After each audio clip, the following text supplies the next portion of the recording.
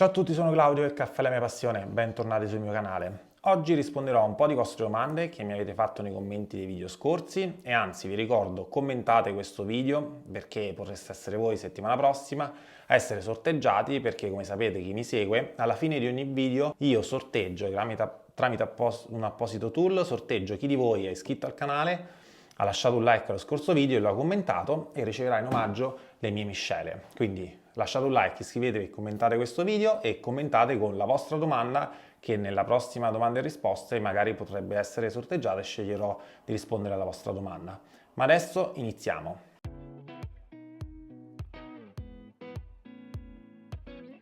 Come sapete, se mi seguite da un po' di tempo, ogni tanto faccio un video con le vostre domande e risposte. Questa settimana ho preso alcune domande che mi sembravano ricorrenti e interessanti a cui rispondere e ho deciso appunto di dare una risposta alle vostre domande. La prima domanda che mi avete fatto e che ho scelto appunto di rispondere è: com'è possibile che alcuni caffè si vendano a 4 euro al chilo? Allora, come sapete io sono un torrefattore e produco il mio brand 99 Caffè, ma nella mia linea di prodotti non c'è nessun caffè che può costare 4 euro al chilo. Allora, sono più bravi o meno bravi chi riesce a vendere un caffè a 4 euro al chilo? Allora, in realtà il listino degli importatori del caffè crudo verde è un po' comune a tutti noi torrefattori, quindi se io prendo il mio listino dove gli importatori di caffè mi propongono i loro caffè, c'è una parte bassa appunto dove ci sono assolutamente caffè crudi che costano di meno e si aggirano intorno ai 2 euro al chilo. Ovviamente partendo dai 2 euro al chilo di un caffè crudo, andandolo a tostare, andandolo a lavorare, andandolo a imbustare e commercializzare, si arriva a quei 4 euro che trovate in offerta spesso nei discount. E allora voi mi direte: perché Claudio non fai anche tu un caffè da 4 euro? Perché quella fascia di prodotti che costa sui 2-3 euro al chilo è una fascia di prodotti di caffè crudo molto scadente. Scadente si intende innanzitutto che ha una complessità aromatica molto bassa, sono dei caffè molto piatti, diciamo senza troppo carattere ma soprattutto senza troppe note aromatiche, quindi sono caffè diciamo che non tendo a prediligere appunto perché piatti, definiamoli così. Inoltre spesso in quella fascia di prezzo i chicchi di caffè hanno un calibro molto piccolo e quelli sono i chicchi di caffè che hanno meno sapore perché sono i meno maturi, più sono grandi, più hanno preso dalla terra, dalla pianta, dagli agenti atmosferici il sapore e quindi sono di crivelli molto piccoli e spesso anche pieni di difetti. Quando un chicco è difettato poi c'è il rischio che si sente in tazza, quindi talvolta possono andare a influenzare proprio l'estrazione in tazzina. Quindi io tutta quella fascia bassa di listino con prodotti economici li scarto perché non voglio che il mio brand e la mia torrefazione venga rappresentata da una miscela di cui io non condivido il gusto, ecco. Però è normale, ci devono essere anche prodotti da prezzo, prodotti molto economici per chi magari non ha la passione del caffè e vuole bere una cosa qualsiasi. Io non voglio fare quel tipo di prodotti, ma si possono fare e vi ho detto solo che cosa aspettarvi di trovare di un prodotto che costa 4 euro al chilo. Poi per nascondere i difetti si tendono questi caffè a essere molto cotti, quindi molto tostati, quindi hanno dei sentori proprio diciamo legnosi, molto forti, che nascondono un po' tutti i difetti. Poi un'altra domanda che mi avete fatto spesso è come mai il caffè nella mia macchinetta a cialde di casa non esce come nella macchinetta che abbiamo al lavoro? Allora, per fare un vero e proprio confronto bisogna mettere le due macchine nelle medesime condizioni. Quando io faccio i test, le recensioni che trovate appunto sul mio canale, io cerco di mantenere sempre lo stesso format di recensione in maniera tale che voi possiate confrontare le recensioni e capire qual è la macchina che preferite. Se invece voi a casa avete una macchina e al lavoro avete un'altra macchina, cambiano completamente gli ambienti e possono cambiare di conseguenza le estrazioni in tazza. Vi faccio alcuni esempi. L'acqua che utilizzate nella vostra macchinetta in ufficio è la stessa acqua che utilizzate nella macchinetta che utilizzate in casa? Oppure la miscela utilizzata in ufficio è la stessa che utilizzate in casa? Viene allo stesso lotto di produzione, alla stessa scatola di caffè? O sono due caffè magari della medesima marca e del medesimo gusto ma comprati in momenti diversi? Un'altra caratteristica che potrebbe influenzare il caffè è: di solito le macchine in ufficio stanno molto tempo più accese e fanno molti più caffè rispetto a quelle che abbiamo in casa e magari accendiamo solo per farci un caffè solo. Ovviamente una macchina che è sempre calda e sempre accesa produrrà un'estrazione di caffè migliore rispetto a una macchina accesa per fare solo un caffè. Quindi vi ho detto solo tre di alcuni dei tanti esempi che possono influenzare il risultato in tazza. Altro piccolo dettaglio: talvolta le macchine possono essere le stesse, ma come sapete i costruttori di macchine evolvono le macchine senza neanche comunicarcelo. L'altro giorno mi è capitato di sistemare una Frogo DDS in assistenza. Era una macchina talmente vecchia che il gruppo interno era totalmente diversa da quelle che trovate oggi in vendita sul mio sito. Quindi ovviamente quella macchina farà un'estrazione di caffè diversa e probabilmente peggiore rispetto di una DDS comprata adesso in questo istante sul mio sito, in cui il gruppo ha subito un'evoluzione da parte di DDS di addirittura 10 anni, perché la Frogo è uscita più di 10 anni fa. Capite quindi che solo questi pochi parametri che io vi ho citato fanno sì che le estrazioni, anche a parità di macchina e a parità di miscela, potrebbero essere diverse tra la macchina che tenete in ufficio e la macchina che tenete in casa. Considerate anche che fa la differenza la tazzina con cui lo bevete in ufficio e con cui lo bevete in casa.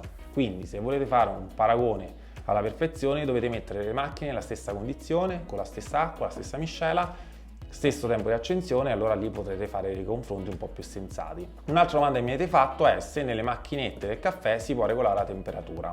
Allora, no, non si può regolare, ma si possono scegliere macchine con termostati diversi. Io consiglio sempre di avere un termostato ad alta temperatura, e infatti la maggior parte delle macchine che trovate sul mio sito sono state modificate dai produttori per ascoltare la mia esigenza di avere un'estrazione in tazza più calda. In commercio si trovano macchine appunto che hanno i termostati a temperatura più bassa, ma se volete potete modificarle, e sul mio sito trovate anche termostati a temperatura più elevata, dove potete andare appunto ad acquistarlo e potete montarvelo in casa. È un'operazione abbastanza semplice, quindi cambiare una macchina termostato 98, 95, 93 è una cosa che potete fare abbastanza facilmente. Comprate un ricambio ufficiale nel mio sito e lo fate. Se esistono macchine che possono cambiare la temperatura senza cambiare il termostato, sì, ne esiste una, ci farò presto una recensione, ed è una macchina con un termostato elettronico in cui si può andare a scegliere la temperatura in cui il termostato andrà a scaldare l'acqua. È una macchina che ovviamente costicchia, è per appassionati che vogliono giocare appunto alle temperature di caffè, che danno estrazioni di caffè diverse, perché spesso mi chiedete, come dicevo nella domanda di prima, come mai il caffè veniva diversa. La temperatura fa sì anche che il caffè venga diverso. Quindi ci sono alcune macchine che riescono a quella temperatura e per il gruppo che hanno ad erogare meglio un certo marchio, un certo gusto di caffè rispetto ad altre, ma queste sono tutte piccole accortezze che solo provandole riuscite a trovare differenze, anzi non sempre si riescono a percepire. Un'altra domanda che mi avete fatto è: ho parlato spesso di aumenti di caffè, ma è veramente aumentato il caffè o è una speculazione che stanno facendo i torrefattori o gli addetti al settore? Allora, diciamo che una parte della risposta è quella che conosciamo tutti, cioè è aumentata l'elettricità in maniera esponenziale e il caffè e le macchine del caffè lavorano all'elettricità. Inoltre è aumentato anche il gas, quindi la maggior parte delle torrefazioni utilizzano il gas per cuocere il caffè. È aumentata la benzina, quindi il trasporto di tutte le materie e quindi anche il caffè è aumentato. Quindi questi sono dati che tutti conosciamo e fanno sì che sì, oggettivamente il caffè è aumentato, come sta aumentando un po' tutte le cose, e quindi forse qualcuno starà speculando, però oggettivamente è un po' aumentato tutto. In più c'è da considerare che il caffè in Europa non arriva mai per autoproduzione, ma viene sempre da Brasile, Asia, Africa, e quindi c'è un discorso di trasporto dovuto anche al noleggio container. I container dopo la pandemia hanno subito un rialzo fortissimo dei costi, e quindi lo stesso container che contiene la stessa quantità di caffè magari 2 anni fa costava 10, oggi costa 20. Quindi anche quello ha influito tantissimo nel costo della materia prima caffè, e quindi da torrefattore sinceramente vi dico che tutte le materie prime caffè che noi utilizziamo sono aumentate tra il 20 e il 30%, quindi l'aumento dei prezzi non è nel mio caso, ma mi sento di dire in generale, non è tanto figlio di una speculazione. Forse qualche attore starà speculando, ma in generale purtroppo è aumentato tutto, e questo si ripercuote anche nella colazione al bar, che come avrete notato sicuramente il vostro bar di fiducia sarà stato costretto a aumentare. Ultima domanda: una macchinetta da caffè per il camper da consigliare. Allora, innanzitutto io consiglio per il camper, sono stato anch'io camperista, amo anch'io il camper e le barche, secondo me va benissimo una macchina di caffè a cialde. Rispetto all'Nespresso dolce gusto a modo mio, che consumano tra i 1000 e i 1200 watt, tutte le macchine a cialde hanno un assorbimento di circa 500 watt, quindi con un semplice inverter neanche troppo potente riuscite a utilizzare una macchina a cialde anche in camper. Questo è il mio consiglio.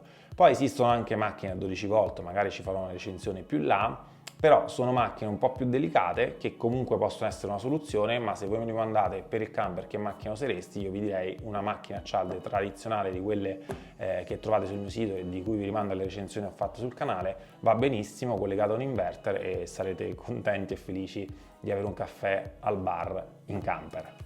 Ok, vediamo chi ha commentato il video della Spinel con la recensione della Spinel di settimana scorsa, che se non avete visto vi invito a guardare. Ci sono stati tantissimi commenti, vediamo chi sorteggerà il sistema per farlo vincere. Giuseppe Gentile. Giuseppe, complimenti, scrivimi alla mail che trovi in descrizione che macchinetta utilizzi, sarà per me un piacere regalarti un assaggio delle mie miscele. Per tutti gli altri commentate questo video con la domanda a cui vorreste una risposta e magari nel prossimo video di domande e risposte vi risponderò. Per tutti gli altri iscrivetevi al canale. Un saluto da Claudio, ciao!